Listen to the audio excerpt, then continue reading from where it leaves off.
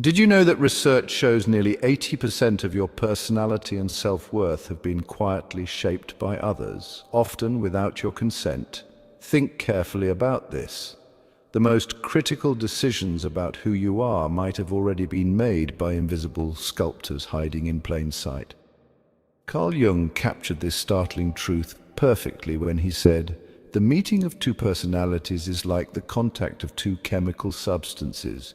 If there's any reaction, both are transformed. Every single person you've encountered has silently influenced your identity, leaving subtle imprints on your heart and mind. Remember the teacher who first saw your hidden talent? Or perhaps the friend who stood by you when no one else did? Their subtle affirmations likely carve powerful paths into your soul, but it works both ways. Some have unknowingly left scars that still shape your fears, doubts, and limitations today. These relationships aren't just interactions. They are acts of profound sculpting. Psychologists have named this phenomenon the Michelangelo Effect, after the legendary artist who believed he never created sculptures but merely freed them from the marble. Similarly, those closest to us are constantly chipping away, intentionally or not, at our identities. But here's the disturbing question: whose hands have you allowed to sculpt you? Have you unknowingly entrusted your soul to harmful sculptors? Even more urgently, could you right now be unconsciously sculpting someone else's identity without realizing it? The truth is, the quiet power we hold over each other's lives is profound, and knowing it could change yours forever.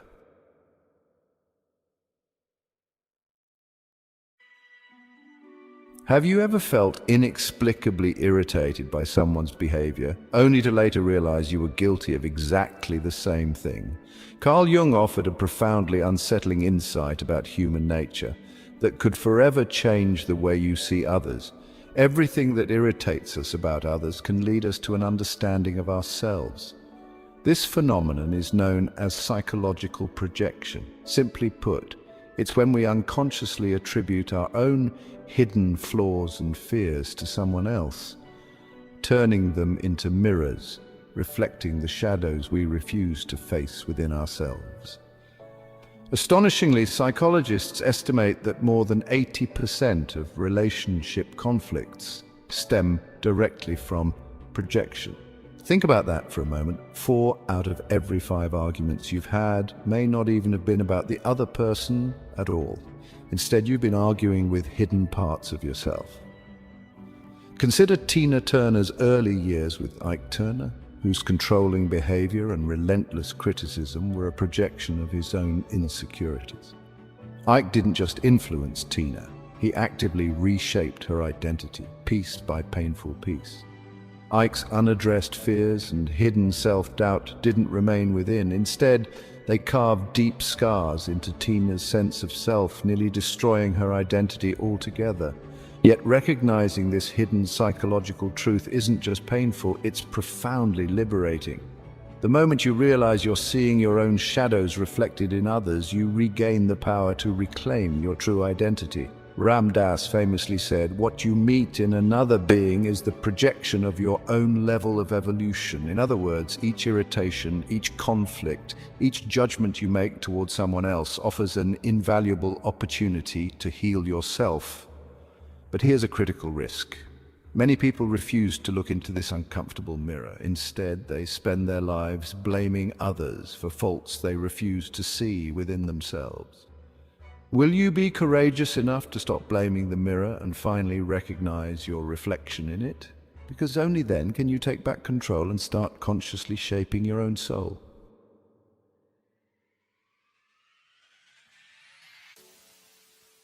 Have you ever had someone in your life who saw more in you than you ever saw in yourself? Maybe it was a friend who recognized your hidden creativity, a mentor who believed in your untapped potential, or a partner who supported dreams you were too afraid to voice. Psychologists call this remarkable phenomenon the Michelangelo Effect, and the evidence behind it is both surprising and inspiring. Studies show couples who actively affirm each other's goals and dreams are 90% more likely to remain happily together throughout life and far more likely to achieve their dreams than those who don't receive such positive affirmations.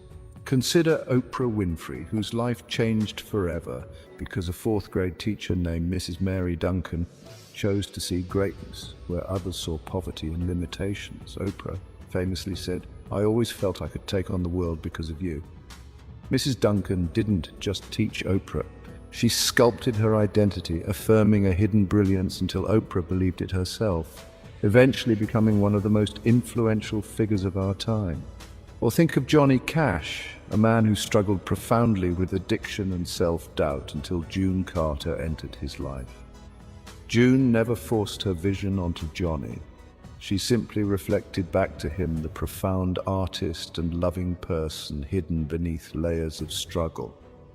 Her quiet faith gently chiseled away Johnny's self-destructive behaviors until he emerged as a new man, sober, loved, and deeply authentic. Their relationship vividly demonstrates how gentle, affirming love can gradually reveal the masterpiece hidden within each of us. Yet even this powerful truth holds a subtle caution. The Michelangelo effect only works when the sculptor aligns deeply with your authentic dream, not when someone tries to impose their own ideals. Unlike the tragic myth of Pygmalion, who forcefully shaped the statue Galatea into his own selfish ideal, true, loving sculptors never dictate who you must become. Instead, they patiently listen, gently support, and compassionately encourage you toward your own dreams, gradually carving away doubt and insecurity until your genuine self emerges. But now, ask yourself something critically important. Are the people currently sculpting your identity, gently guiding you toward your ideal self, or have they subtly been shaping you into a version of yourself that serves only their expectations? Before you answer, consider this carefully, because the consequences of entrusting your soul to harmful sculptors might be greater than you ever imagined.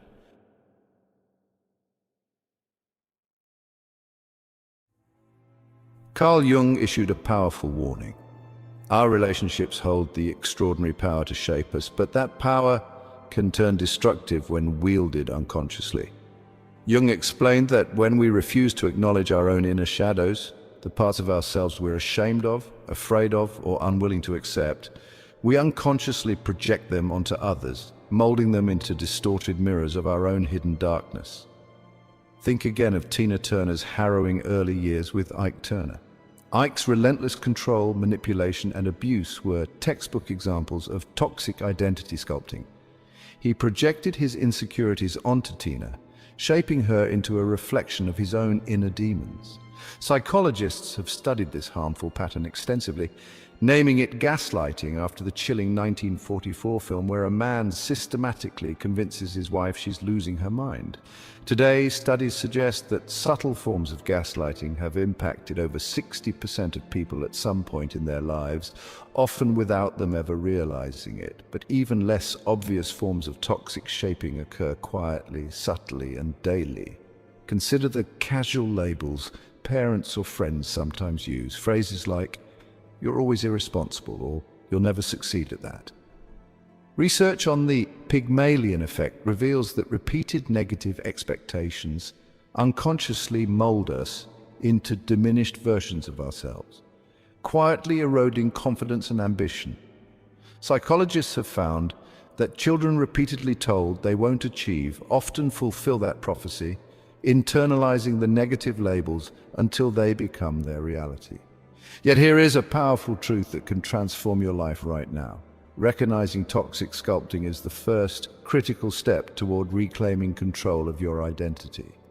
Tina Turner didn't remain a victim. She courageously reclaimed her life and reshaped herself on her terms, becoming one of the most celebrated, empowered performers of all time. Her story proves a profound, universal lesson. Even after suffering profound soul wounds, you can still reclaim your identity and consciously sculpt the person you truly wish to become. But here's the real danger most people overlook. It's frighteningly easy to become a harmful sculptor yourself without even knowing it. Every careless criticism, every unrealistic expectation placed on someone else subtly shapes their soul, often leaving invisible scars. So ask yourself honestly, whose identity might you be shaping right now?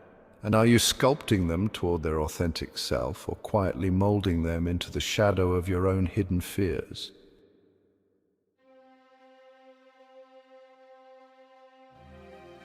Have you ever wondered what it truly means to be loved? Not in the idealized, perfect way we often dream of, but in a way that quietly and profoundly transforms us into who we truly are. There's an old cherished story called The Velveteen Rabbit, in which a stuffed toy longs desperately to become real. An old wise toy gently explains that becoming real isn't about how you're made. It's something that happens to you when someone loves you deeply, persistently, and authentically. Does it hurt? The rabbit anxiously asks. Sometimes, says the old toy, but when you're real, you don't mind being hurt. This simple tale beautifully captures a profound truth. Real love isn't always gentle. Often it rubs away our carefully polished facades, strips us of pretensions, and leaves us feeling vulnerable, even raw. Yet it's precisely these vulnerable marks, these signs of being truly seen and deeply accepted, that reveal our authentic selves. Carl Jung described relationships as transformative precisely because they demand that we abandon the masks we hide behind. Real love isn't perfection, it's authenticity. It's seeing someone's deepest flaws and quietly, patiently affirming their humanity anyway, gently shaping them toward becoming fully and unmistakably themselves. Think of Mahatma Gandhi, one of history's greatest spiritual and political leaders. Yet Gandhi himself openly admitted he began his marriage as a rigid and controlling young husband. But his wife, Kasturba, quietly and patiently influenced him. Not by forcing her ideals onto him, but simply by standing firm in her quiet strength and dignity. Over time, her loving patience reshaped Gandhi into the profoundly compassionate and humble leader we remember today.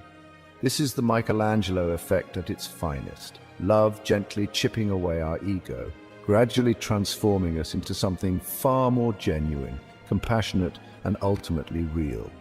Studies have shown that couples who practice unconditional affirmation and who consciously allow space for each other's authentic selves are significantly more likely to remain deeply connected over a lifetime. Psychologists emphasize that authentic love doesn't seek perfection.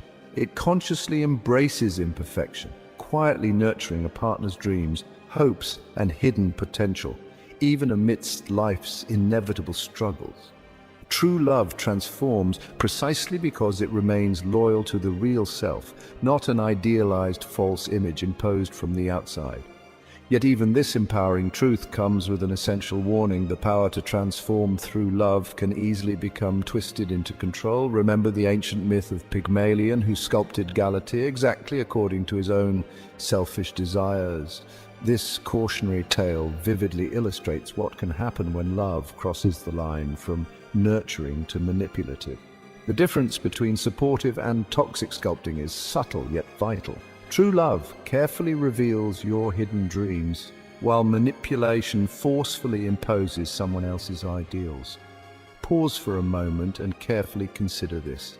Are your current relationships guiding you toward becoming your genuine, authentic self, or subtly pressuring you into becoming someone else's version of perfection?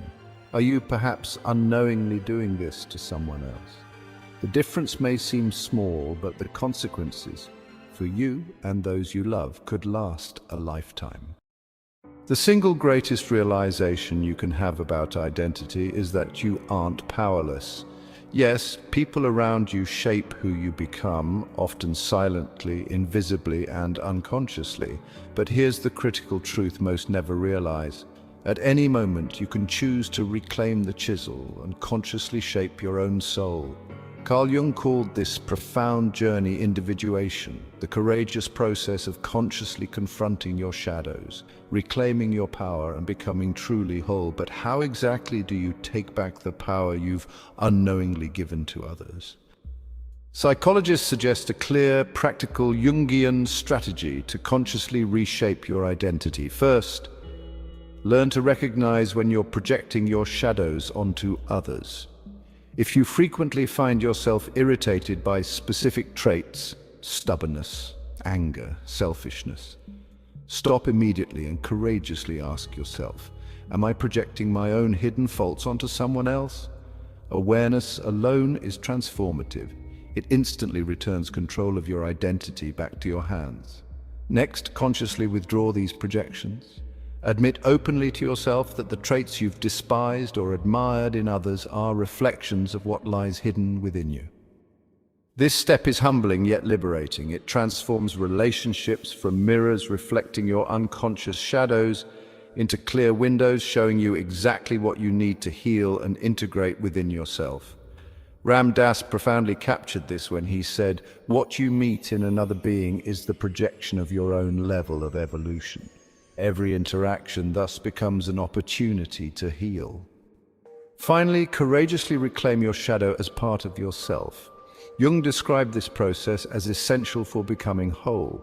Embrace those rejected parts of your soul, not in defeat, but in compassion and self-awareness. By integrating these shadows consciously, you free yourself from the unconscious influence others have over you. You stop allowing others to shape you into a distorted reflection of their insecurities, fears, and ideals. Consider again Tina Turner's inspiring story. After years trapped beneath Ike's oppressive shadow, she courageously reclaimed her identity, reshaped her destiny, and ultimately created an entirely new life defined not by someone else's fears and control, but by her own courage and creativity. Her transformation reveals a profound truth. No matter how deeply others have shaped or wounded your identity, you always retain the power to reclaim yourself. But this reclamation requires bravery. It requires confronting painful truths, recognizing who you've allowed to shape you negatively, and forgiving yourself for giving away your power. It also means choosing consciously to sculpt others gently and affirmatively. Knowing your influence over their identity carries immense responsibility. You become not only your own sculptor, but a mindful, gentle sculptor of others. Right now, ask yourself honestly, whose identity might you be sculpting today? And are you doing it from a place of genuine love and affirmation, or from your unconscious shadows? Your answer matters more than you realize. It shapes not just your identity, but the identities of everyone you touch. Your soul and theirs is truly a sculpture in progress. Choose your chisel wisely.